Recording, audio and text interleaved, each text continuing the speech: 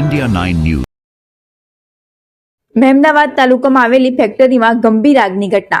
Fire સેફટીના નામે શૂન્ય વ્યવસ્થા. ખેડા જિલ્લાના મહેમદાવાદ તાલુકાના હળદરવાસ ગામ નજીક આવેલી બ્લુબેલ પ્લાસ્ટ પ્રાઇવેટ લિમિટેડ નામની કંપનીમાં આજે આગ લાગવાની ગંભીર ઘટના સામે આવી છે.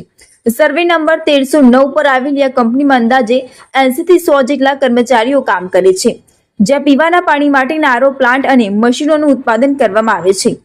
મળતી માહિતી મુજબ કંપનીમાં અચાનક આગ ભભૂકી ઉઠી હતી, જેના કારણે કામદારોમાં ભારે અફરાતફરી મચી ગઈ હતી. સૌથી ચોંકાવનારી બાબત એ છે કે આટલી મોટી કંપની હોવા છતાં અહીં ફાયર સેફટી કોઈ પણ પ્રકારની યોગ્ય વ્યવસ્થા જોવા મળતી નથી, કે ન તો ઇમરજન્સી એક્ઝિટ કે ન તો ફાયર ડ્રીલ જેવી કોઈ પ્રક્રિયામાં અમલમાં હોવાનું જણાયું નથી.